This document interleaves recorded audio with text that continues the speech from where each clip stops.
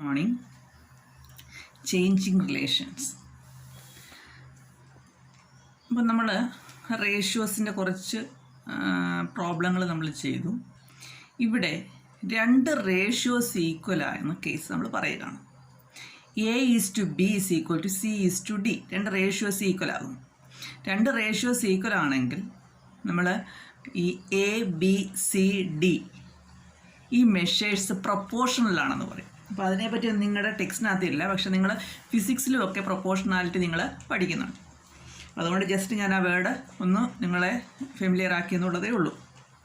അപ്പോൾ A:B C:D ആണെങ്കിൽ അതിനെ നമ്മൾ ഫ്രാക്ഷണൽ ഫോമിൽ എഴുതുമ്പോൾ A/B C/D. ഫ്രാക്ഷണൽ ഫോമിൽ എഴുതുമ്പോൾ A/B C/D. ഇത് ക്രോസ് മൾട്ടിപ്ലൈ ചെയ്യുമ്പോൾ അതിൻ്റെ പ്രോഡക്റ്റ് ഫോം കിട്ടും AD BC. അപ്പോൾ ഇവിടെ നിന്ന് നമുക്ക് ഡയറക്റ്റ് ഇതിലേക്ക് എത്താം. അതായത് എൻഡിലുള്ള മെഷേഴ്സ് ഏതൊക്കെയാണ്? എയും ഡിയും. അവ തമ്മിലുള്ള പ്രോഡക്റ്റ് മിഡിലിൽ വരുന്ന മെഷേഴ്സായ ബിയും സിയും തമ്മിലുള്ള പ്രോഡക്റ്റിന് ഈക്വലാണ്. അപ്പോൾ രണ്ട് റേഷ്യോസ് ഈക്വൽ A:B C:D ആണെങ്കിൽ നമുക്ക് എങ്ങനെയൊക്കെ പറയാം? A/B C/D എന്ന് പറയാം, AD BC എന്ന് പറയാം. അതേപോലെ മറ്റൊരു റിലേഷനാണ് A/B C/D. അതായത് നമുക്കിതിനെ വേണമെങ്കിൽ A:B C:D ആണെങ്കിൽ നമുക്ക് അതിനെ മറ്റൊരു രീതിയിൽ പറയാം. A+B/A-B C+D/C-D. അപ്പോൾ A/B C/Dക്ക് ഈക്വൽ ആണെങ്കിൽ, രണ്ട് ഫ്രാക്ഷൻസ് ഈക്വൽ ആണെങ്കിൽ അതിൻ്റെ ന്യൂമറേറ്ററും ഡിനോമിനേറ്ററും തമ്മിലുള്ള സം ഡിവൈഡഡ് ബൈ അവ തമ്മിലുള്ള ഡിഫറൻസ്. ഇത് സമ്മ്, ഇത് ഡിഫറൻസ്. അടുത്ത ഫ്രാക്ഷൻ്റെയും ന്യൂമറേറ്ററും ഡിനോമിനേറ്ററും തമ്മിലുള്ള സമ്മ്, ന്യൂമറേറ്ററും ഡിനോമിനേറ്ററും തമ്മിലുള്ള ഡിഫറൻസ് അവയുമായിട്ട് ഈക്വലാണ്. ഇതാ പറഞ്ഞേക്കുന്നത്. ഇനി അടുത്ത problem, find the missing number. നോക്കിക്കേ, 12:4 3:x. നമുക്ക് എക്സ് കണ്ടുപിടിക്കണം. 12:4 3:x. നമ്മൾ പഠിച്ചത് A:B C:D ആണെങ്കിൽ രണ്ട് റിലേഷൻ നമുക്കറിയാം. A/B C/D. അത് വെച്ചിട്ട് ഇതിനെ എങ്ങനെ എഴുതാം? 12/4 3/x. ഇതിനെ ഫ്രാക്ഷണൽ ഫോമിലാക്കുമ്പോൾ ഇനി ക്രോസ് മൾട്ടിപ്ലൈ ചെയ്യുമ്പോൾ 12x 3 × 4. ഇവിടെ നിന്നും എക്സ് നമുക്ക് കണ്ടുപിടിക്കാം. ഇവിടെ മൾട്ടിപ്ലൈ ചെയ്ത 12 ഓപ്പോസിറ്റ് സൈഡ് വരുമ്പോൾ ഡിവൈഡ് ചെയ്യണം. അപ്പോൾ 3 × 4/12 1. ഇവിടെ ഞാൻ ഫ്രാക്ഷണൽ ഫോമിൽ എഴുതിയിട്ടാണ് പ്രോഡക്റ്റ് ഫോമിലോട്ട് മാറ്റിയത്. നമുക്ക് ഡയറക്റ്റ് എഴുതാം. മുമ്പേ പറഞ്ഞ പോലെ എൻഡിലുള്ള നമ്പേഴ്സിൻ്റെ പ്രോഡക്റ്റ് 12 × x = 4 × 3. ഡയറക്റ്റ് നമുക്ക് ഇതിൽ നിന്നും ഈ സ്റ്റെപ്പിലേക്ക് എത്തിയിട്ട് നമുക്ക് ആൻസറിലേക്ക് എത്താൻ പറ്റും. അടുത്തത് 2:x 10:15. ഇപ്പം എങ്ങനെ എഴുതാം? എൻഡിൻ്റെ പ്രോഡക്റ്റ് 2 × 15 അല്ലേ, x × 10 അല്ലെങ്കിൽ 10 × x. അവിടെ നിന്ന് എക്സ് കണ്ടുപിടിക്കാൻ ഈ മൾട്ടിപ്ലൈ ചെയ്ത 12 10 മറു സൈഡിൽ കൊണ്ടുവന്ന് ഡിവൈഡ് ചെയ്യണം. അപ്പോൾ 2 × 15/10 3. അടുത്തത് 5:4 x 8. ഇവിടെയും 5 × 8 4 × x. അവിടെ നിന്ന് എക്സ് കണ്ടുപിടിക്കാൻ മൾട്ടിപ്ലൈ ചെയ്ത 4 ഓപ്പോസിറ്റ് കൊണ്ടുവന്ന് ഡിവൈഡ് ചെയ്യണം. ഇവിടെ വെട്ടിക്രിയ ചെയ്ത് 5 × 2 10 നമുക്ക് ആൻസറിലേക്ക് എത്തും. പിന്നെ ഇത് ഞാൻ കുറച്ച് പ്രോബ്ലം നിങ്ങൾക്ക് എക്സ്ട്രാ തന്നതാണ്, എങ്ങനെയാണ് സോൾവ് ചെയ്ത് ഒരു അൺനോൺ ക്വാണ്ടിറ്റി കണ്ടെത്തുന്നതെന്നുള്ളത്. നമുക്ക് ടെക്സ്റ്റിലേക്ക് പോകാം. പേജ് 141. അവിടെ first question, acid and water were mixed in the ratio 4:3 to make a liquid. On adding 10 more liters of acid, the ratio changes to 3:1. How many liters of acid and water does the liquid contain now?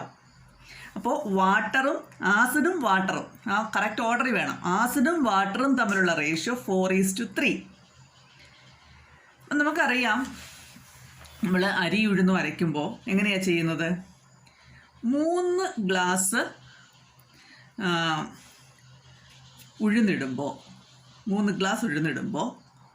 Glass അരി.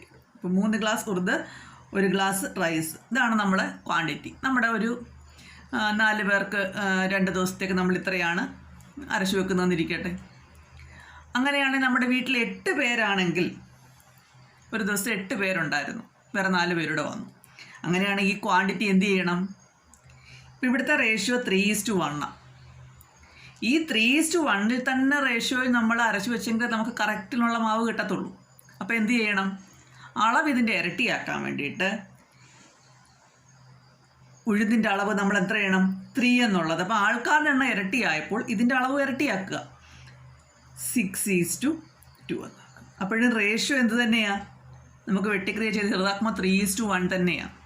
അപ്പോൾ ഒരു റേഷ്യോയെ നമ്മൾ നേരത്തെ പറഞ്ഞു ഒരേ number കൊണ്ട് multiply ചെയ്ത് നമുക്ക് അതിന് സിമിലറായിട്ടുള്ള മറ്റ് റേഷ്യോസ് ഉണ്ടാക്കും. ജസ്റ്റ് നിങ്ങളോട് പറഞ്ഞെന്നുള്ളതേ ഉള്ളൂ.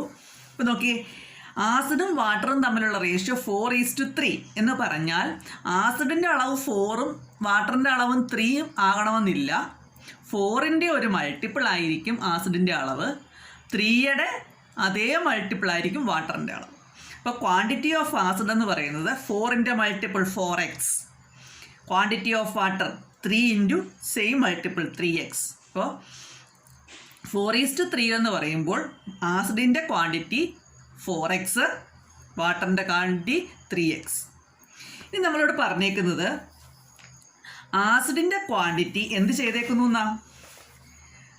ആസിഡിൻ്റെ ക്വാണ്ടിറ്റിയിൽ ഈ 4x എന്നായിരുന്നു, ഇപ്പോൾ അതിൻ്റെ കൂടെ 10ഉം കൂടി ആഡ് ചെയ്തു എന്ന് വെച്ചാൽ 4x + 10 ആയി ഇപ്പോഴുള്ള ആസിഡിൻ്റെ അളവ്. അപ്പോൾ അവ തമ്മിലുള്ള റേഷ്യോ, വാട്ടറിൻ്റെ അളവ് വ്യത്യാസം വന്നില്ല. അപ്പോൾ എന്ത് വന്നു? 4x:3x. അപ്പോൾ ആസിഡും വാട്ടറും തമ്മിലുള്ള റേഷ്യോ 4x + 10:3x. അത് എത്രയെന്നാണ് പറഞ്ഞിരിക്കുന്ന റേഷ്യോ? 3:1.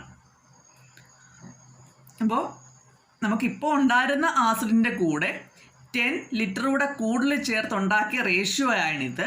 ആ റേഷ്യോ നമുക്ക് തന്നിട്ടുണ്ട് 3:1 ആണ്. അപ്പോൾ 4x + 10:3x എന്ന് പറയുന്നത് 3:1. നമുക്കറിയില്ല ആസിഡിൻ്റെ അളവ്. ഇപ്പോഴത്തെ അളവ് നമ്മൾ 4x എന്ന് എടുത്തപ്പോൾ അതിൻ്റെ കൂടെ 10 ആഡ് ചെയ്യുന്നതാണ് പുതുതായിട്ടുള്ള ആ കോമ്പിനേഷനിലെ ആസിഡിൻ്റെ അളവ്. അവിടെ വാട്ടറിൻ്റെ അളവ് ചേഞ്ച് ചെയ്യുന്നില്ല. അപ്പം നമ്മൾ കണ്ടുപിടിക്കുമ്പോൾ 4x + 10:3x ആണ് പുതിയ ആ ലിക്വിഡിൽ വരുന്ന, മിക്സ്ചറിൽ വരുന്ന ആസിഡും വാട്ടറും തമ്മിലുള്ള റേഷ്യോ. പക്ഷേ ആ റേഷ്യോ 3:1 ആണെന്ന് പറഞ്ഞിട്ടുണ്ട്. അപ്പോൾ ഇതുമായിട്ട് ഈക്വലാണ്. 2 റേഷ്യോസ് ഈക്വൽ ആകുമ്പോൾ നമുക്കറിയാമല്ലോ എങ്ങനെ സിംപ്ലിഫൈ ചെയ്യാം.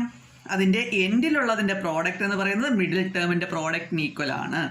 അപ്പോൾ 4x + 10 × 1 = 3x × 3. അപ്പോൾ ഇവിടെ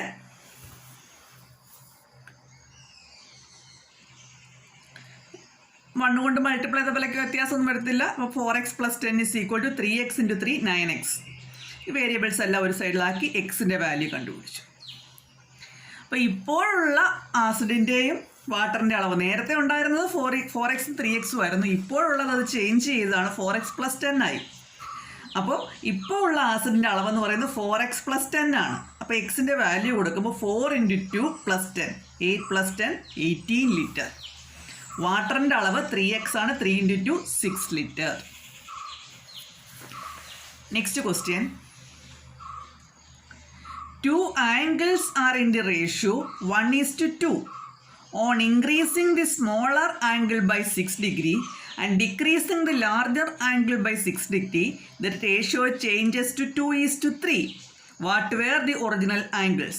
അപ്പോൾ 2 ആംഗിൾസ് തമ്മിലുള്ള ratio 1:2. That means first angle is X ആണെങ്കിൽ 1 × x ആണെങ്കിൽ സെക്കൻഡ് ആംഗിൾ 2x. അപ്പോൾ ഇവിടെ 2 angles, ratio between 2 angles is 1:2. Then the smaller angle ഇതുമായിട്ട് റിലേറ്റ് ചെയ്യുന്നതായിരിക്കുമല്ലോ, 1 × x, that is x, and larger angle is 2x. ഇനി smaller ആംഗിളിൻ്റെ കൂടെ 6 add ചെയ്തു. x ആണ് ഇപ്പോൾ ഉള്ളതിൻ്റെ, അതിൻ്റെ കൂടെ 6 ആഡ് ചെയ്തു. ലാർജർ ആംഗിൾ 2x ആണ് ഇപ്പോൾ ഉള്ളത്, അതിൽ നിന്ന് 6 സബ്ട്രാക്ട് ചെയ്തു. ഇവ തമ്മിലുള്ള റേഷ്യോ ഇപ്പോൾ x+6 is to 2x - 6 that is equal to 2:3 എന്നാണ് പറഞ്ഞിരിക്കുന്നത്. അങ്ങനെയാകുമ്പോൾ എൻഡ് തമ്മിലുള്ള പ്രോഡക്റ്റ് എന്ന് പറയുന്നത് മിഡിൽ ടേം തമ്മിലുള്ള പ്രോഡക്റ്റുമായിട്ട് ഈക്വൽ ആണ്. That is 3 × x+6 is equal to 2 × 2x - 6. ഇത് a × b+c ഫോമിലാണ് ഈ രണ്ട് സൈഡും. അത് വെച്ചിട്ട് AB + AC വെച്ചിട്ട് എക്സ്പാൻഡ് ചെയ്തിട്ട് നമുക്കത് എക്സിൻ്റെ വാല്യൂ കണ്ടെത്തും. എക്സിൻ്റെ വാല്യൂ കണ്ടെത്തുമ്പോൾ small angle 30 degree, larger angle 2 × 30 that is 60 degree. What were the original angle, ആദ്യം ഉണ്ടായിരുന്ന ആംഗിൾ എത്രയെന്നാണ് ചോദിച്ചത്. ഇത് ഈ റേഷ്യോ എന്ന് പറയുന്നത് നമുക്ക് നമ്മുടെ ഈ പോർഷൻ നന്നായിട്ട് പഠിക്കണം. കാരണം വെച്ചാൽ നമുക്ക് മാത്സിൽ മാത്രമല്ല ഫിസിക്സിലും കെമിസ്ട്രിയിലും വളരെ യൂസ് ഉള്ള ഒരു പോർഷനാണ് റേഷ്യോ. കാരണം കെമിക്കൽസൊക്കെ എടുക്കുന്നതിൻ്റെ ഇതൊക്കെ നമുക്ക് ആവശ്യം വരും പ്രോബ്ലം ചെയ്യുമ്പോൾ. അപ്പോൾ അതുകൊണ്ട് ഈ റേഷ്യോ നന്നായിട്ട് ശ്രദ്ധിച്ച് പഠിക്കുക. ഓക്കെ.